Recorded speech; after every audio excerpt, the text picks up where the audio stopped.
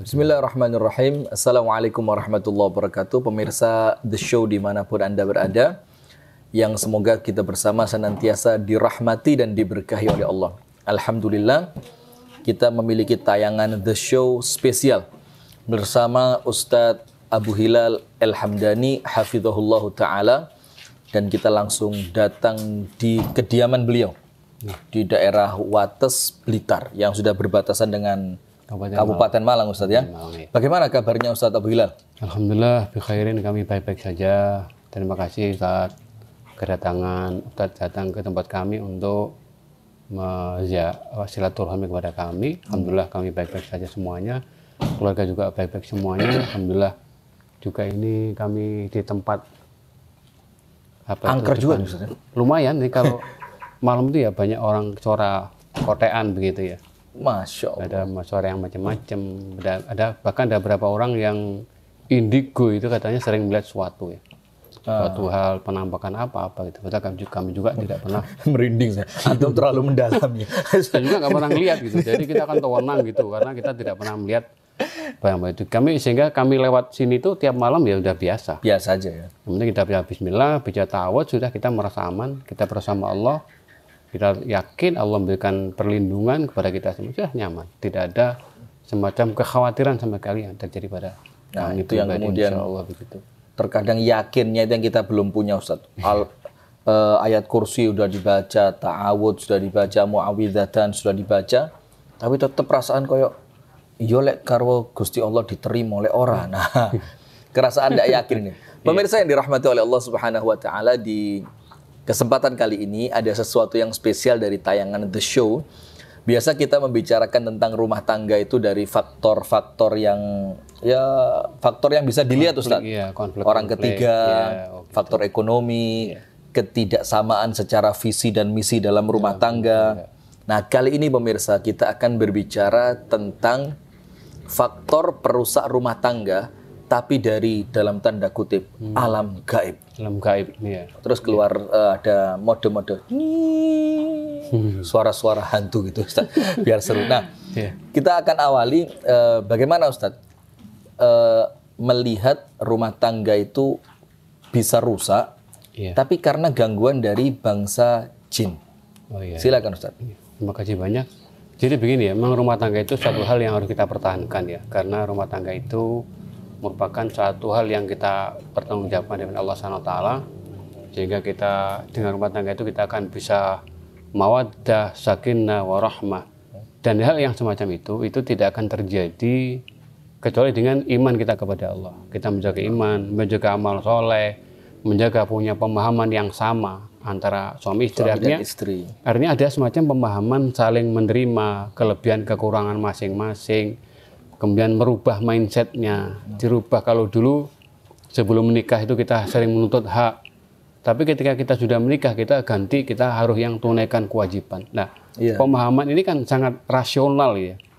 Nah, kalau masing-masing rumah tangga tidak mau menerima konsep semacam ini, tidak bisa merubah dari nuntut hak kepada tunaikan kewajiban, dia ingin pasangannya itu punya kelebihan segala-galanya, itu kan tidak mungkin. Itu juga akan pemicu dalam konflik rumah tangga. Tapi di samping itu juga ada faktor lain yang kadang-kadang dianalisis secara rasional, secara ilmiah itu nggak nampak. Ini rumah tangganya orangnya bagus semuanya begitu. Orang ketiga nggak ada. Orang ketiga tidak ada. Ekonomi juga baik-baik lancar. Saja. Badannya bagus semuanya, tidak ada masalah-masalah.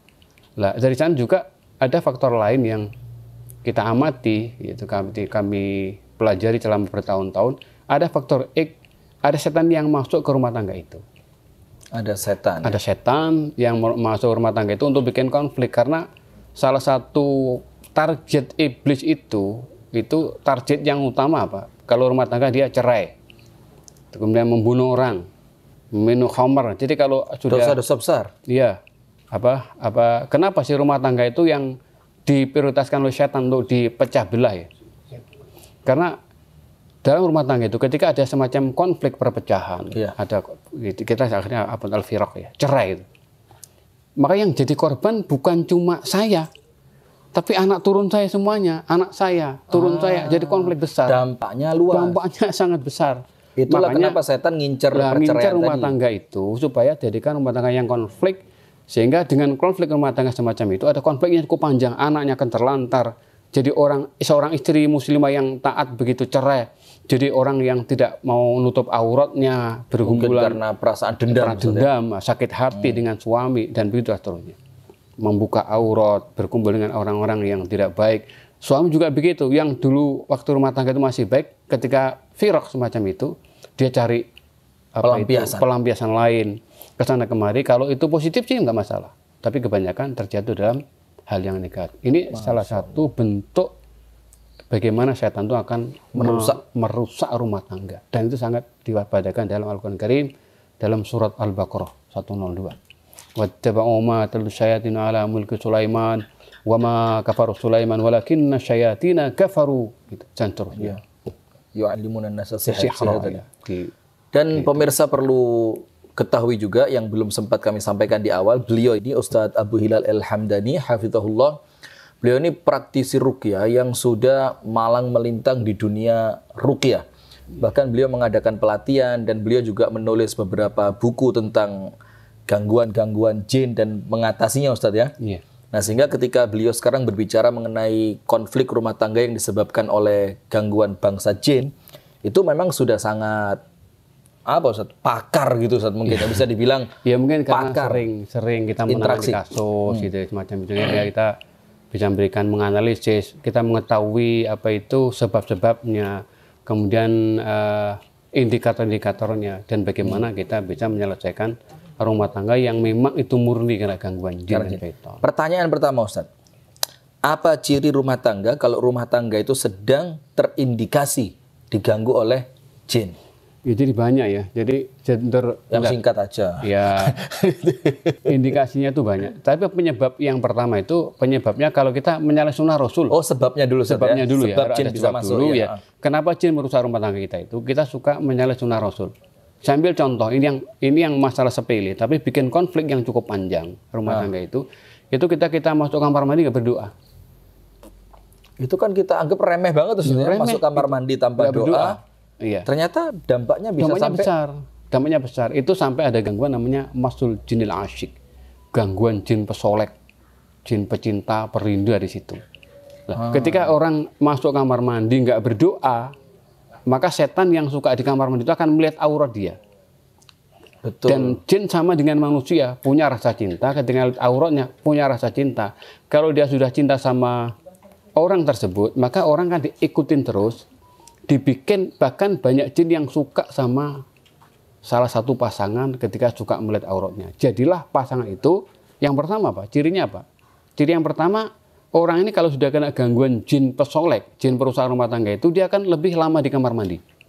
Waduh, jadi lama gitu, apa yang dikerjakan, nggak wajar itu, lama banget. Karena di kamar mandi sekarang begini, di kamar mandi lama itu. Main HP sekarang. Itu ada jin pesolek gitu. Salah satu mungkin di situ ya. Yang kedua, dia kalau bercermin juga lama bercermin. Yang ketiga, dia temperamen. Dia mudah marah, tersulut emosinya. Lebih-lebih. Yang keempat, dia sudah mulai tidak suka dengan pasangan masing-masing. Kalau itu mengenai pada suami sudah mulai ada kerenggangan, tidak suka sama istrinya, tidak tertarik, tidak mood. Jadilah itu awal konflik yang pertama. Jadi sudah ada ketidakmutan, ketidakmauan, keenggangan suami untuk berkomunikasi. Tidak ada ketertarikan sudah. Tidak tertarik. Karena ada jin yang masuk mempengaruhi dia. Kadang-kadang jin itu bisa merubah wajah istri yang nampak cantik itu di mata dia nggak menarik sama sekali. Itu memang ada, Ustaz? Memang ada, banyak kasusnya.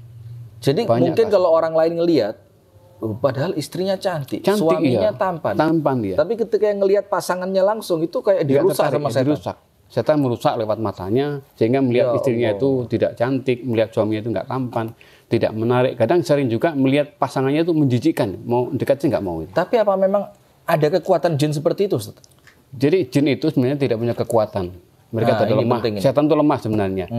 Loh, kenapa setan bisa mengaruhi orang semacam ini? Biasanya itu pemicu pertama jin mudah masuk kalau orang itu ada gangguan jin nasabnya, yaitu jin yang dipelihara oleh leluhurnya, kemudian leluhurnya itu meninggal nggak diputus, itu ke anak turunnya. Ini awal mula orang mudah kena gangguan jin. Karena sudah ada nasab. ada jin yang di dalam tubuh dia, nurun ke anak curunya semuanya itu. Kalau itu tidak ada gangguan jin asap, susah jin mengganggu. Jin itu gangguan setan itu sangat lemah. Jadi kalau kita berdoa dengan mengucapkan Allahumma inni a'udzubika minal khubuthi wal khaba'is, aman sudah. Nggak bisa ganggu. Nggak akan bisa ganggu karena itu awalnya Ustaz, sesuatu yang sangat dianggap remeh. Sepele ya, sangat sepele, remeh. Apa sih masuk kamar mandi cuma mau cuci tangan? Ya, kadang-kadang kan ke kamar mandi nggak harus buang hajat Ustaz. Mungkin sekedar cuci tangan atau dia mau tidur dia perlu cuci muka segala macam, tapi dia anggap apa sih nah itu sebab salah satu sebab yang awal bisa menjadikan jin itu masuk ke rumah tangga kita dan memunculkan keretakan. Ada sebab yang lain mungkin Ustadz? Sebab yang lain juga melalaikan sholat atau apa jelas, gitu. Ya, jadi kami beberapa literasi ya kami lihat dan kami pernah itu dialog dengan jin yang cukup kuat. Itu dia, saya nggak tahu juga ya kalau menurut pengakuan dia tuh sudah tua banget ya. Saya itu dihina-hina, saya itu caci maki. Kamu tuh anak kemarin sore, baru ini kamu tidak akan bisa melawan saya. Akhirnya saya baca Al-Quran Karim. Ya, dia takluk dia. Lah, setelah dia akhirnya kami dakwain cara baik-baik dia masuk Islam, saya tanya aja. Ini bukan kami tanya untuk minta pendapat dia, bukan, cuma untuk ngetes saja. Mengetes saja ke. Saya tanyakan, hai jin yang sudah masuk Islam, kira-kira yang dulu menyebabkan kamu itu susah ganggu orang itu apa sih? Siapa sih mereka yang susah kau ganggu itu siapa? Dia jawab, kata dia yaitu orang yang rutin 5 waktunya di masjid. Dia mengatakan begitu. Dia itu raja mengakunya raja jin juga ya. Lah, kami percaya bukan percaya karena ucapan dia, percaya karena nasnya Rasulullah. Nabi memerintahkan apa? 5 waktu di masjid. Maka kalau sunnah ini kita kerjakan, kita 5 waktu di masjid, kita akan kokoh, dijaga langsung oleh Allah SWT. Masya Allah. Ini ya, jadi setan paling susah itu ketika orang itu aktif 5 waktu di masjid. Dia nggak punya kekuatan untuk mengganggu, dia tidak punya kekuatan. Iya. Orang dijaga oleh Allah, karena dia menjaga sholat. Berarti kalau sholatnya udah diremehkan, maka orang yang meremehkan itu bukan sekedar jin bisa masuk, mungkin dia yang ngundang. Dia ngundang, masuk, gitu. Perbuatan kotor dia melanggar Allah SWT itu, dia akan mengundang jin masuk. Bentengnya begitu orang melanggar aturan Allah SWT, melepaskan sholatnya, maka dia telah membuka rumahnya, dibuka seluas-luasnya untuk jin bisa masuk ke dia. Nah, sekarang yang lain lagi Ustadz, gini. Yang pertama tentu sunnah yang dianggap kecil, doa-doa masuk rumah, masuk kamar mandi, mau tidur, bangun tidur, kemungkinan seperti itu kan. Kemudian yang kedua yang parah sekali adalah sampai meninggalkan sholat. Bisa nggak Ustadz jin itu masuk ke rumah tangga kita gara-gara di dalam rumah tangga itu terjadi kemungkaran. Misal musik-musik yang memancing syahwat atau kemudian tayangan-tayangan televisi yang isinya itu gosip, tampilan-tampilan artis yang tidak menutup aurat. Itu bagaimana Ustaz? Dampaknya pada memasukkan jin pada rumah tangga tadi. Jadi memang setan itu suka pada musik-musik macam itu, pada tampilan-tampilan yang kotor. Di samping hal yang sangat kuat jin masuk itu, orang yang suka mengabaikan waktunya. Jadi dengan melihat musik yang itu, tampilan-tampilan yang kotor, film-film itu kan membuang waktu sia-sia. Juga ini kan mungkar. Iya. Di mana ada kemungkaran, setan akan masuk. Bahkan jin itu bisa masuk ketika orang minum pakai tangan kirinya. Nah, itu kembali pada yang pertama tadi. Dia meninggalkan sunnah. Makanya kita tidak boleh untuk minum asal cabut kita. Jangan minum gitu. Iya, kami berkali-kali itu melihat kenyataan di lapangan. Dari mana kau masuk? Lewat tangan kirinya suka dipakai minum. Wah. Begitu kuatnya Rasulullah memberikan benteng kepada kita, tapi kita sering abaikan. Yang penyebab yang lain ketika ada jin sihir. Nah, ada sihir yang masuk. Kiriman? Iya, jin kiriman. Dan jin sihir itu, jadi gini, proses itu, nah kan saya ingin menghancurkan Ustadz gitu ya, hancurkan. Jangan Ustadz, jangan. Tuh, si Fulan. Ya, si Fulan lebih. Si Fulan sudah, hancurkan sudah. Ini terbangun belum sudah hancur duluan. jadi ada orang mau menghancurkan ya, si Fulan. Udah, ini si Fulan. Ini misalkan saya ingin si Fulan itu hancur. Saya cara langsung menghancurkan tidak bisa. Maka saya minta pada orang yang sanggap bisa menghancurkan, yaitu paranormal. Itu para dukun yang punya, mereka interaksi dengan jin banyak. Minta tolong, hei Mbak Dukun, saya ingin si Fulan ini rumah tangannya cerai, karena saya suka sama dia. Saya suka sama dia. Akhirnya si dukun tadi itu berbuat juga nggak bisa. untuk menghancurkan rumah tangga tidak bisa, mutlak tidak bisa. Maka dianya minta tolong ke makhluk di atas, di bangsa jin. Maka dukun itu dengan ritual itu mengundang jinnya, dipanggil dengan cara tertentu, akhirnya dipenuhin. Lah, begitu syaratnya diminta, dia lapor. Jinnya itu lapor ke paranormalnya, lapor ke saya. Ya dibutuhkan yaitu darahnya ayam cemani, gitu ya, atau kamu menyembelih kelinci atau menanam bunga ini atau apa beberapa benda ini nanti disihir dulu, nanti ditanamkan di rumahnya atau usia halamannya begitu. Semakin serem Ustaz ya. Ya makin itu. Pemirsa yang dirahmati oleh Allah, Masya Allah, ini nampaknya perbincangan ini nggak akan selesai 1-2 jam seperti yang Ustaz. Baik pemirsa yang dirahmati oleh Allah, kita lanjutkan kembali masih pada penyebab bagaimana jin itu bisa masuk ke rumah tangga kita dengan niatan untuk merusak. Dan yang terakhir tadi nampaknya seru Ustaz. Ada jin sihir. Kiriman sihir. Nah itu prosesnya tadi kan dukun bekerja sama dengan bangsa jin dan dipenuhi syarat-syaratnya. Dan itu bentuk sebagai ubudiahnya. Bentuk ubudiah dukun manusia kepada setan itu. Maka penuhi syaratnya.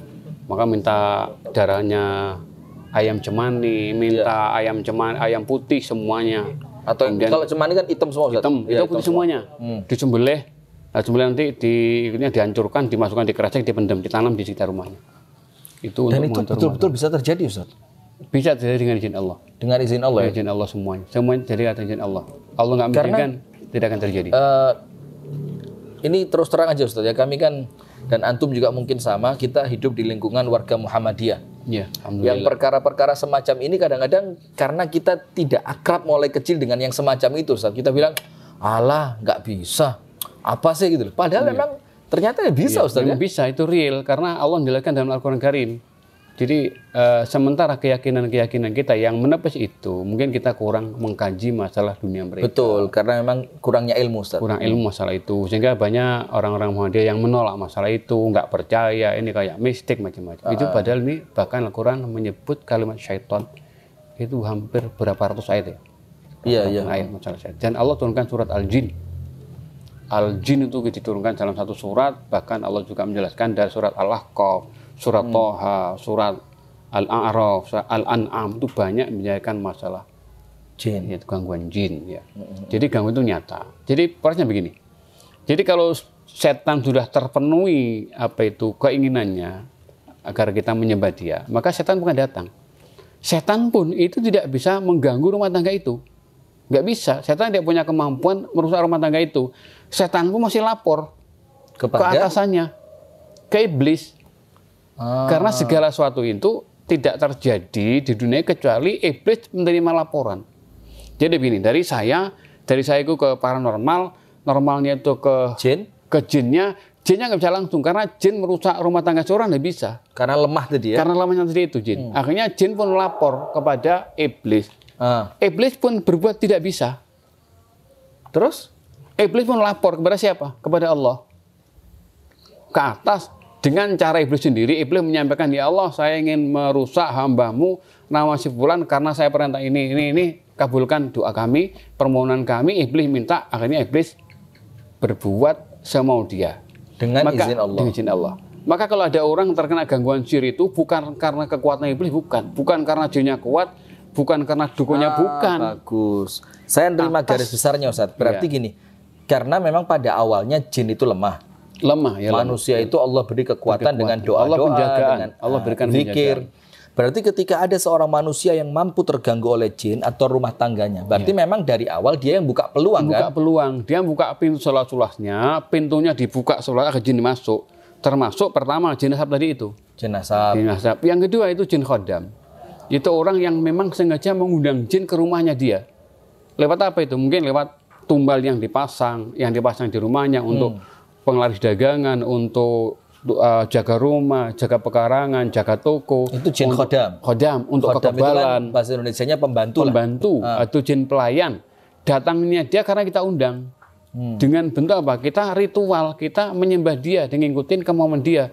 Dengan puasa 7 hari, puasa mute selama 1 tahun, kan begitu ya. Itu kan orang yang punya jin khodam Ustaz, menganggap jin ini pembantunya. Iya. Padahal kalau saya pahami, ya ini tolong dikoreksi Ustaz ya. Justru sebenarnya dia yang diperbudak oleh jin jin.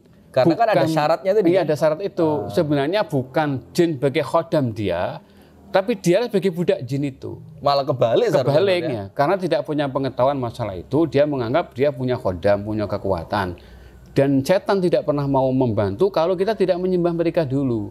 Kalau kita sudah menyembah dia dengan ritual apa, dengan zikir, dengan macam wirid yang macam-macam, akhirnya datang atau dipasang di rumahnya. Lah, jin khodam ini sering merusak rumah tangga.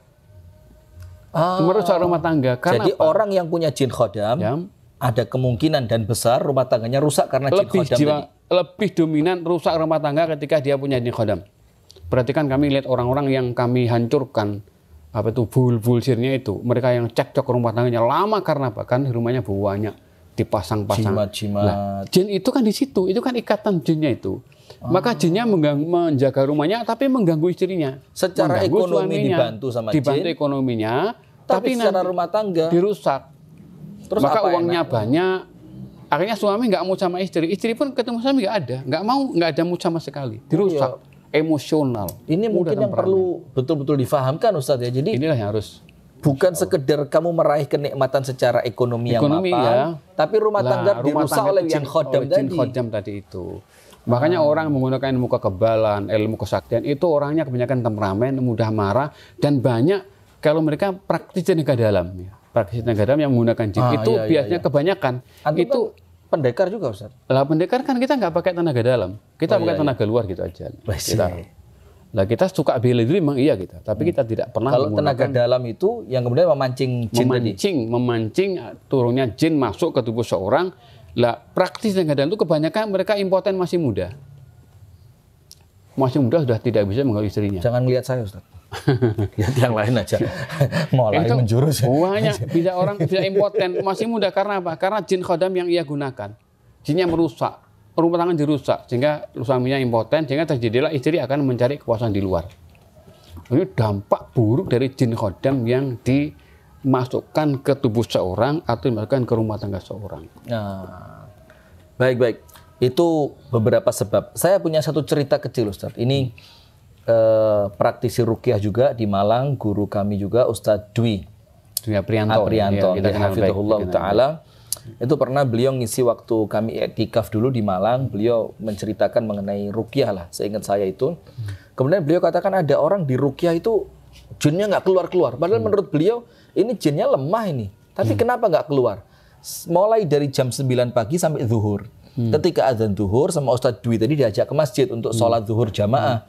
Ketika berwudu kelihatan di tangannya si yang terganggu jin tadi, itu ternyata kukunya panjang. Ada salah satu kuku yang panjang. Ya. Maka sama Ustadz Dwi langsung disuruh potong. Habis dipotong Ustadz, ba'da zuhur di ruqyah langsung keluar. Itu sebab juga Ustadz. Iya. Termasuk ya apa itu kuku yang panjang.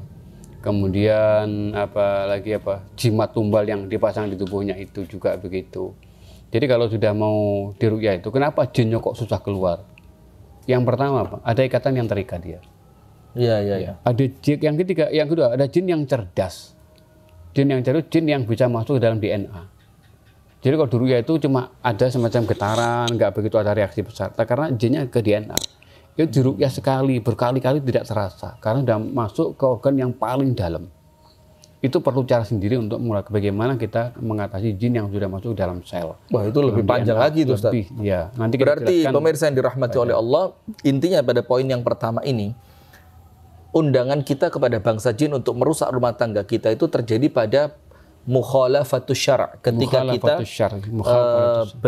kita tidak Ustaz bahasanya itu apa ya? Tidak mengikuti sunnah, tidak mengikuti sunnah, mengabaikan sunnah, tidak mengikuti syariat, doa yang sekecil-kecil seringan-ringannya kita abaikan, menjalankan apa yang Allah larang, meninggalkan apa yang Allah perintah. Nah, itu berarti poin Allah, syirik gitu ya. Membuat tandingan ini bagi Allah SWT untuk keselamatan, untuk kekebalan. Berarti ini yang memang harus dijauhi dari rumah tangga kita. Ini pemirsa yang dirahmati oleh Allah, bagian pertama. Insyaallah kita akan lanjutkan sesaat lagi pada bagian yang kedua, ciri rumah tangga yang diganggu oleh jin. Jangan-jangan rumah tangga Anda termasuk nih. Semoga Allah menyelamatkan. Jazakumullah khair Ustaz.